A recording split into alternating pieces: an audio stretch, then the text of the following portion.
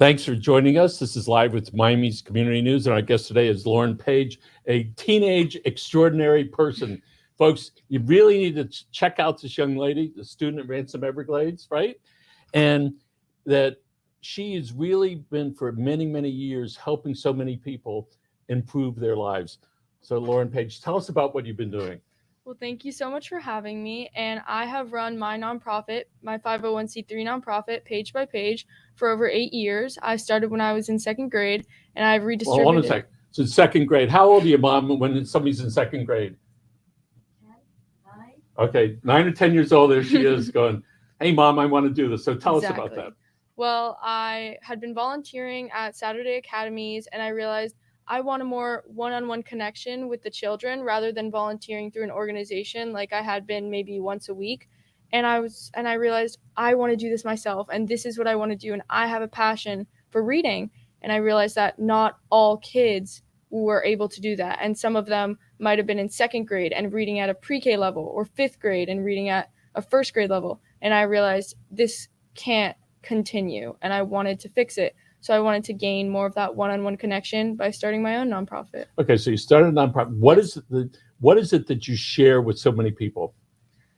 We share a love of reading, and for many children, I introduce these books to them, or their very first books, and I'll get emails years later saying, Lauren, thank you so much. You introduced me to my first chapter book. Or, Lauren, I remember you, and I still have your business card from years ago. And it's just so amazing to see those stories and be able to help these children. So, Lauren, where do you get how do you get the books? And it's a lot of books. Yes. Tell us how many books that's been. So far, I've redistributed over 315,000 books. Over 300,000 books. Yes. That's a lot of books. It is. That's a lot of pages. It's a lot of pages. A lot of pages, folks. It's a lot. pagebypage.us, they can find you there. Yes. And all over Facebook and the other places. It's all there. But basically, I would go to different schools. First, I started in my own, and I collected, I think, over 1,000 in my first book drive, and I realized this could be successful. So then I started asking my friends, and they were giving me their used books. And then I kind of reached out to a bunch of local elementary schools, and I met with all the administrations, and we chose a student ambassador together and started book drive programs. So these books, these are for to share these books with youngsters. Yes, or adults. Or adults. Or adults. Okay. So how do you know what to do with them? Well, we've gone into over, I'd say about 30 different organizations. We've worked with over 30 right about now. And we go into their locations, for example, Big Brothers Big Sisters or Chapman Partnership, and we identify a need in their libraries. And we see, oh, there is a big need for this type of books, or they need all sorts of books, from test prep books to chapter books. And we focus our efforts on collecting those books. And each quarter, we award a different charity 25,000 books, and then we go and place them in the libraries. That is amazing. Thank you. So where is it at your house that you store these books before you distribute them? As Mom's looking over, she says they're everywhere. Yeah. Well, my dad's not too happy about this, but we keep them in the garage, and we'll have boxes and boxes all the way up to the ceiling. There's pictures where I'm stuck in between boxes and I can't get out, and my dad has to lift me up because there's so many. It's crazy. But they are extremely proud of what you're doing. They are, definitely. So here you are at second grade, 9, 10 years old. What happened to you that you wanted to do it and that you had the confidence about being able to get it done? Because there's some young people out there that are saying, what do you mean, age 10? And now you're in 10th grade, right? I am. All right. It's really amazing. So what was it that occurred in your brain that said, I can do this? All right. So I realized that if I was reading at such a high level, why weren't these other children that were my age or older able to be reading at the same level as me? And my parents always told me, you can do whatever you want. You just have to put your mind to it. And when I came to them with this idea, they said, wow, that's such a great idea, but you have to do this. You have to take it off. I want you to do it yourself. So I was like, okay. And I did it, and I started getting bigger and bigger. And then we eventually became 501c3, and it's taken off since then. So how do you keep your head on your shoulders with all this success? Well, it's definitely very interesting, and we always have people I've never met coming to my house and dropping off books, and there's almost events almost every weekend for book drives, and all of these things to help the children. But what keeps my head on my shoulders is that I'm helping these children, and every day I'm seeing a difference, and I've reached over 1.5 million kids. And So what is that like to because of your efforts Mhm. that you've helped so many people? What's that like internally for you? Seeing the smiles on their face when they pick up their first book or their first chapter book, or are able to take their first book home because otherwise they can't afford any at home because those wouldn't be the first priority. It's amazing. Seeing their faces, it's irreplaceable. It's amazing. So when you see somebody with one of the books hmm and you say, that's a book that came out of this, what is that like for you? Well, usually we'll drop off the books and then help them get into the library and maybe come back to see how they're being used later. And I'll come back, and I had been to Chapman Partnership one time, and there was a little girl, and she was reading a book, and I thought to myself, wow, that's one of the books that I gave. She wouldn't be reading that if I hadn't put that there. And they were learning with it, and they were doing all these different things for the classroom with it, and it was amazing to see. So there you are, you're watching that happen, you're having Yes. this internal conversation, right? Yes. And you're going, this is really cool. Mhm. Great feeling to be able to do that. So share with us how you got other people to become involved. So first I started by asking my friends, and then eventually I'd be meeting with administrations of schools, and I had reached out to people all the way from California to New Jersey. I had a branch in London, and I've worked with all my family and friends, and so many people. And over the years, all the contacts I've gained are tremendous, and using all of those, we just keep expanding. So I'm sure that you've had some national recognition, Yes. and I'm sure there's going to be more. Would you care to share some of the good fortune you had? Yes, so recently I was recognized by Disney as one of their magic makers out of 30,000 people, and I'm being honored. They're taking me to Disney for, I believe, about a week, and I'm super excited just to be honored. It's with all of these amazing people, and I can't believe that I was able to win this, but I'm so excited. So you're in your just started 10th grade. I just started, yes. Just started 10th grade. Yes. I know college might seem far away, but it's really not. hmm What are your plans? I really want to go into law. I really like it. It really interests me. And where do you want to go to school? I'm not sure yet. I think definitely north. Definitely north. I love the cold. So. Well, Chicago's is always available.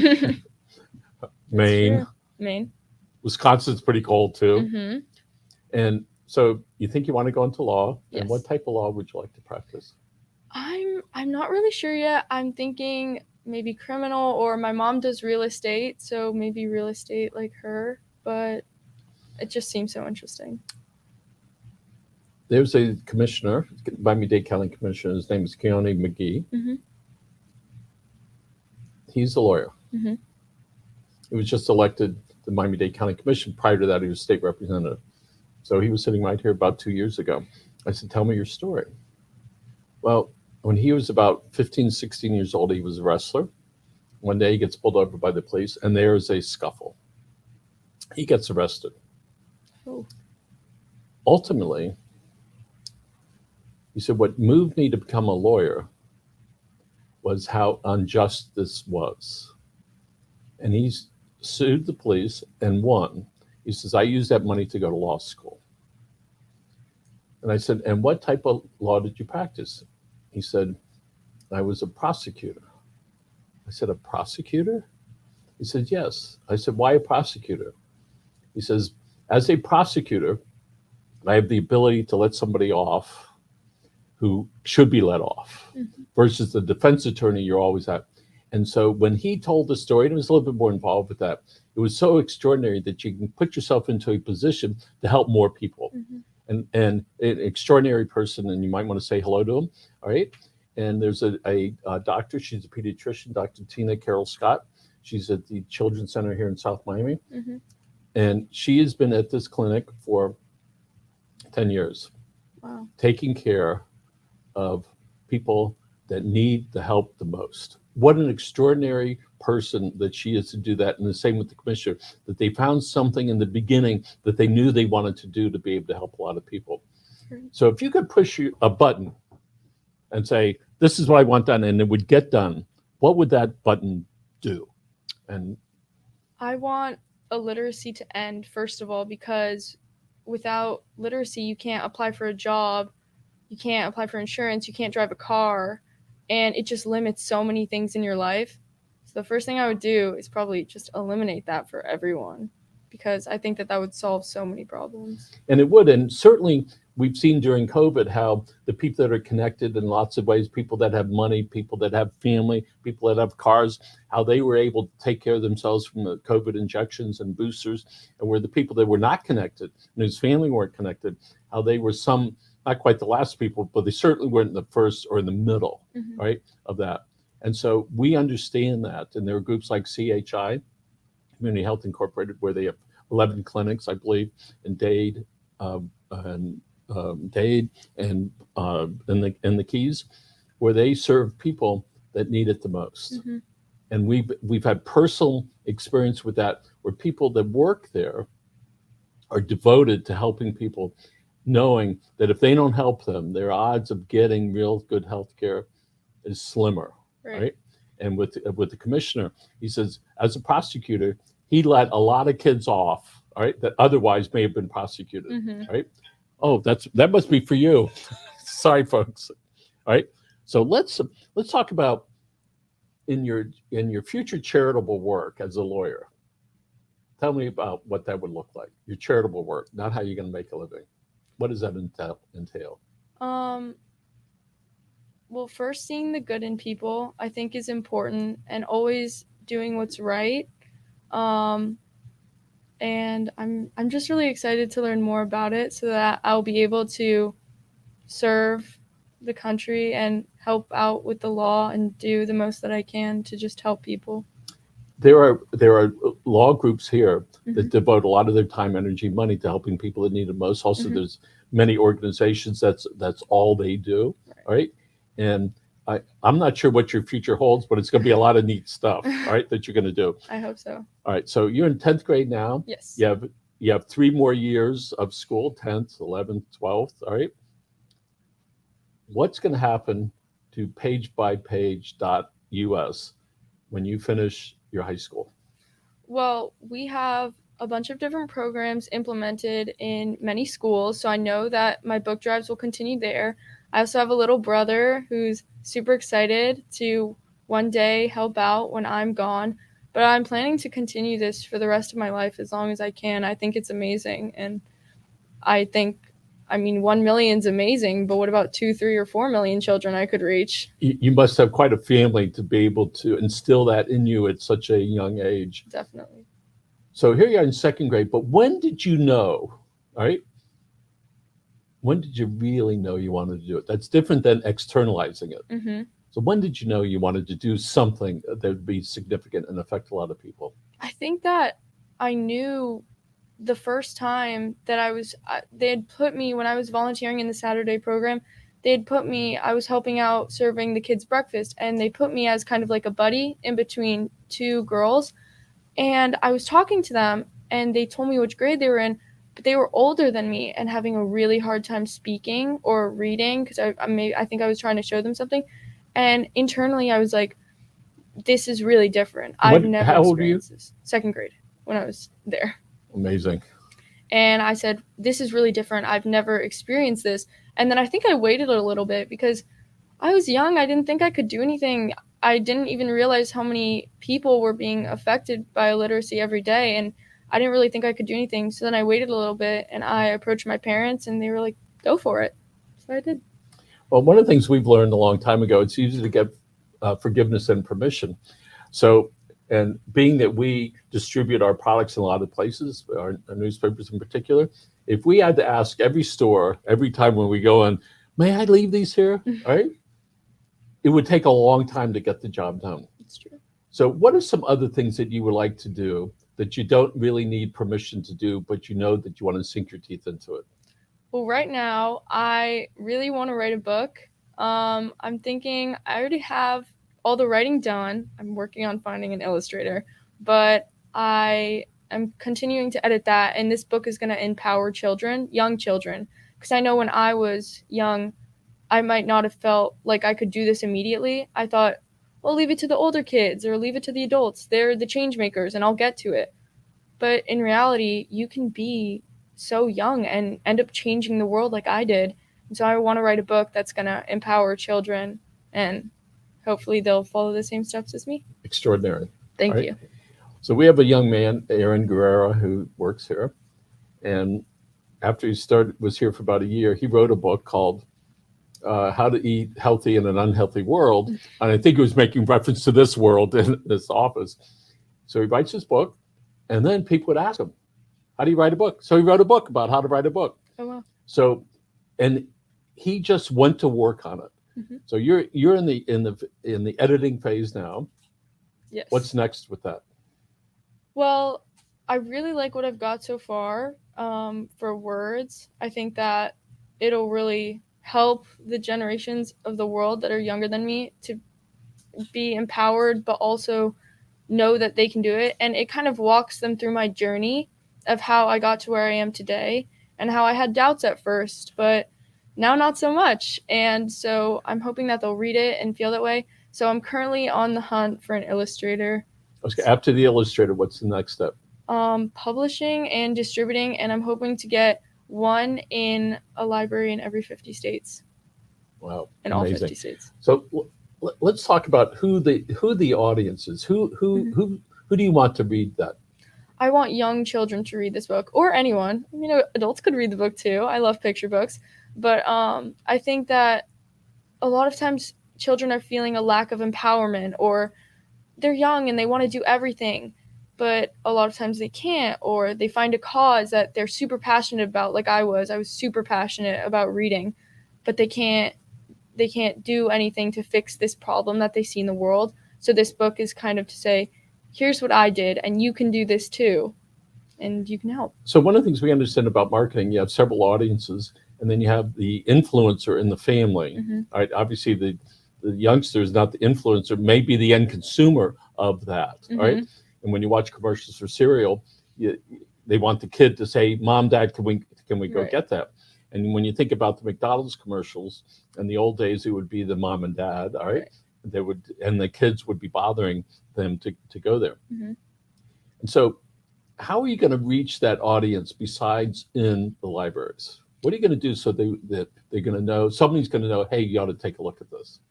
Well, I was hoping to, over the years, work with different librarians in all the states, and I'm currently working on my Gold Award for Girl Scouts. So I'm also planning to implement some programs in school where I have a student ambassador that will do my book drives every year, but also promote my book. And additionally, when I do my book drives and continue to give to the organizations I already give to and new organizations, I will place a couple copies or a copy of my book and display it in their libraries to say, this is the person that gave you these books. You should read about her. So there's a psychologist. His name is Dr. Ethan Shapiro. We interviewed him, and he's a noted psychologist, written a lot of books. He wrote a book right after COVID started, and it was available online for free. And as I was reading it, it was for kids. No, it wasn't. It was for the parents as they were reading it to the kids. As I started reading it, I'm realized that I'm talking to myself, all right? And to share that, and I think that's part of that. How do you get the parents involved so they say, hey, listen, Junior, come over here. I know you've been thinking about doing that. We've had the good fortune to interview many youngsters, all right? And I'm going to tell you that you're an extraordinary person. Thank you. And not just because you started so early, but your drive is still there to be able to help change the world, all right? And we wish you a lot of good luck with that. I do want, before we sign off, I want to talk about some of the statewide things you might be doing or some of the national things. So share with us what you want to get done there. So I have branches in California, New Jersey, Connecticut, Northern Florida, and London and Tajikistan. And so it's been super fun to work with all of these people and kind of get my cause out there. And it's crazy that I'm in maybe 5 states already, 4 states. And when you say branches, explain what that is. So I will work with someone from that place, and I will help them create announcements for their school news, their flyers. I will help them coordinate with the administration. I'll help them have pickup points, and I have tons of detailed instructions on how to run a book drive, what speeches to make, and I help them create this branch of Page by Page wherever they are so they can donate books to wherever they choose in that location. All right, let me go over this again. So you contact local libraries. We have 5 minutes left. 5 minutes? 10 minutes. Okay. And people, the libraries donate books and you redistribute some of them. So not just the libraries, but I work with a bunch of different schools, Pinecrest, Palmetto, Ludlam, all of them I've worked with for 8 years. So I've known some of the principals for a really long time, and they pretty much watched me grow up. And we've get thousands of books from all these different schools. When you get them, what do you do with these boxes? Though, do you go fetch them, and you go in your dad's pickup truck and Well, pretty much. My dad doesn't have a pickup truck, so it takes a couple rounds going back and forth between the schools. But they will have pickup locations in these schools that we've established, so places where the kids put the books. And once a week, every week during the set time that this book drive is running during the year, then we will go pick up those books, bring them to my car, bring them back to my garage, and then I'll code them and box them. Extraordinary. I know some of those boxes weigh a lot. Yes. So who helps you pick up those boxes? My dad. Oh, He's really tall. Dad, you're doing a great job. All right. Does Mom help you? Who's sitting right over She there, helps folks? me. She helps me box them, and she helps with a lot of the communication. So she's very helpful. So here we are, fall of 2021. Mm-hmm. Tell us what you're going to be doing next summer. Next summer, well, I'm definitely going to be continuing Page by Page, and hopefully by then I will have found an illustrator and published my book, and we'll have my Girl Scout Gold Award by then, which would be a super big honor. So I'm really excited for that, and I'll probably be working as well. I'll bet there's some local TV stations that would love to talk to you, and some I hope radio so. stations, right? I hope so. So sometimes one has to reach out to them, Mhm. as you've reached out to so many people. Yes. I appreciate the letter that you sent me. I want you to know, course. folks, we usually don't do shows on Wednesday. That's our day off. She convinced me somehow, all right, to do this. It was, can I come on Friday afternoon? Can I come after 6 o'clock? And it's Saturday, Sunday. Finally said to the team, I said, we got to talk to this young lady. So, Mom, why don't you come on over and tell us about you and the relationship you have with your daughter and your family. We are so proud of her. I was surprised that you didn't talk about the pandemic, because the pandemic really put a spin on our normalized way of collecting books, which is asking parents for their generosity to bring the books into school and drop them off in different book drop-off locations. Then we pick them up. When the pandemic happened, we couldn't really have access to many schools. So during the pandemic, we had to reinvent ourselves. And what that meant was our garage became a place for people to come and drop books off. So on a Saturday during May, the first year of the pandemic, 3 or 4 local schools had an electronic message sent out to them that if they were interested, they could drop books off at this location. We had, I'm sure, over 300 families stop by. And if you think about each family having maybe 10 or 100 books to drop off, we had thousands of books. And then we had a group of about 20 people to curate boxes for particular families during the pandemic that did not have any school and did not have any electronics at home and did not have any internet. So they basically had no school. So we would curate boxes and people would deliver them to the doorsteps of these families. It was for Breakthrough Miami. That is great. And one of the great things that we've learned is when things happen, you have to figure out how to get them done. Right. So I know you're very proud of her. Congratulations. Thank you so much. Great job. Thank you. And so, yes. And we wish you lots of good luck. Thank you. And I would like you to talk directly into this camera right over there. Andres is going to cue you in right over there. I want you to talk to a young person about making a difference. Well, one of my favorite quotes is, reach for the moon, but if you don't get there, you'll still be among the stars. And I kind of live my life by that every day because I know that I definitely can't solve illiteracy in the world, but each day, each time I give a child a book, each time I collect a book, it's making a tiny step toward a big solution. And I love what I do. It's definitely fun for me, sometimes tiring, but if you ever have anything that you're passionate about in the world, fix it, try and fix it. Read my book when it comes out in half a year, and you can be inspired and just believe in yourself, even if others doubt you, and you can change the world.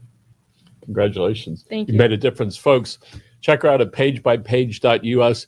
Just watch this young lady. She's making a difference and will continue making a difference. Again, thank you very much for your time, folks. Thank you. Have a good day and appreciate it.